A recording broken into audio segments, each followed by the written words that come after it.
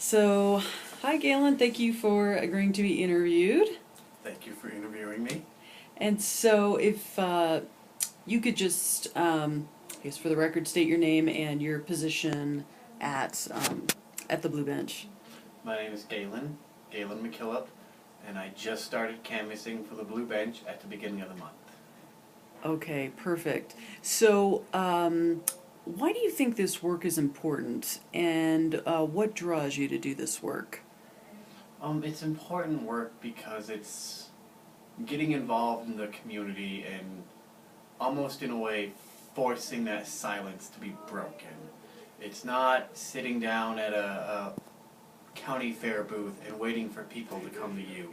You are bringing that conversation to other people and bringing that much needed dialogue to people's doorsteps. They can't ignore it when you're right there in front of them.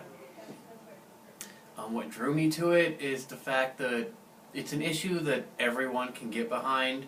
It's not polarizing. Virtually everyone can be against rape and against sexual assault.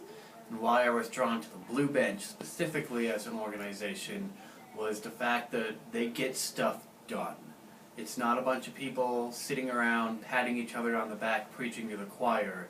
It's people going out and forcing that conversation, having that dialogue, and really collecting those funds to get the programs off their feet and to help people out. So really, we get stuff done, which is what attracted me to this organization.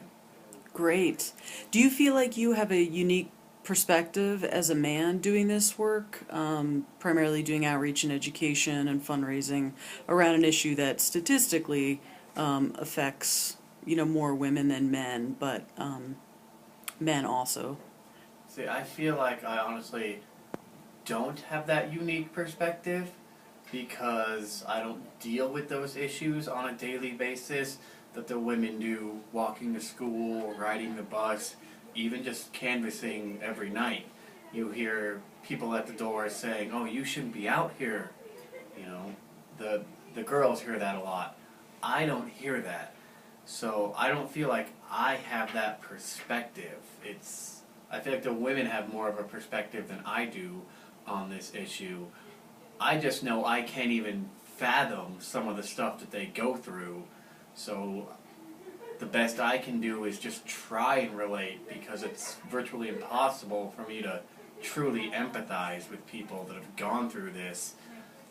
Especially the people that have actually been assaulted or actually been raped. It's something that is just beyond my imagination. I have no idea how I would react to one of those situations if it happened to me. Do you have any experiences out in the community that stand out to you on any of those nights, days that you are out there in the community talking about this issue, working on it, reaching out? Yeah, I've definitely had some people talk about their past experiences, and I generally stay there for a good 10-15 minutes and talk to them because I feel like it's very cathartic for them to actually be talking with someone that wants to hear about this subject and wants to hear their stories, that they can no longer stand being silent on these issues. So I provide that outlet for them. So I've definitely had a few people talk about very personal experiences. So it motivates me to keep going. It just empowers me, and it makes me feel like I'm definitely doing the right thing. Excellent. So, what do you think maybe one of the top two reasons, or several if you think, that contribute to the extremely high rate of sex assault in Colorado and actually in the United States in general? Do you see, key factors contributing to the exceedingly high rates that we see? I think one of the big problems, once again, is that silence. When people are sitting around the table and one friend says something about him and a girl being very hammered last night and then hooking up, nobody confronts him on that and says anything about it so he thinks it's okay. Whereas if even one person were to stand up, it might create the other 2 or 3 people that are thinking the same thing to actually step up and say, yeah, I agree with Bobby over there. You assaulted that girl. And I think another prevalent factor is, what's a good way to phrase it? The party culture that seems to have been very pervasive in the last 5 to 10 years. The notion that sex, drugs, and rock and roll, and those things are all great when they're done consensually, but it's when people view those things as avenues to get what they want instead Sure. of using their own charm. They're using the drugs or the alcohol, and no one is actually telling them that is rape when someone can't say yes. And it's, once again, it all goes back to the silence on the issue, that nobody wants to talk about it, and so there's also no clear definitions of consent or even of assault. There's many people that get sexually assaulted but don't necessarily, even the victims themselves, don't necessarily believe it was a sexual assault because people don't talk about it. People don't tell them, no, when that guy held you down and kissed you, it wasn't a matter of boys being boys. That was a matter of a jerk being a jerk or a rapist being a rapist. And it's this attitude of the expectedness that if you go to a frat house, you should be expected to be roofied or assaulted. If you go out at night, it's your own fault because you should be expected. It's a matter of, we are teaching women to not get raped instead of teaching men to not rape. Yes, thank you for that perspective.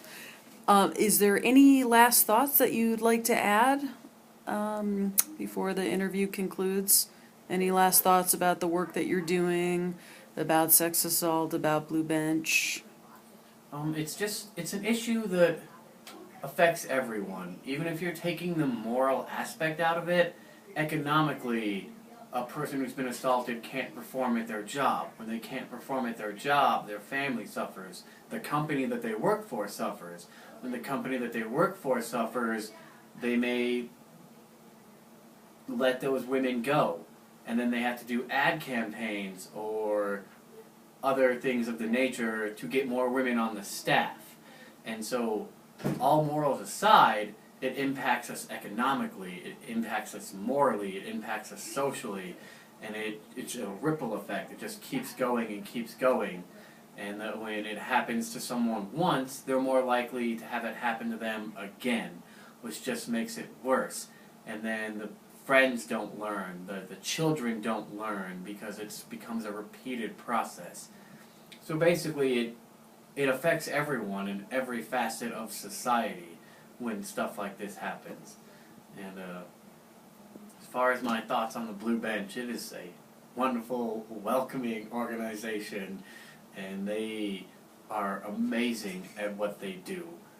I've never worked for any sort of volunteer efforts that do as much as they do, stay positive as much as they do, and manage to not have any infighting or any competition amongst peers or individuals within the group. It's very positive and very goal and group oriented, which just brings everyone up. A rising tide raises all ships. And that's what the Blue Bench tries to do. Tries to help everyone out. Not just the victims, but the people they employ and the people that volunteer for them. They're really about bringing the community together, because when everyone does better, everyone does better. Terrific. Great. Thank you for your time. Very much appreciated. Thank you.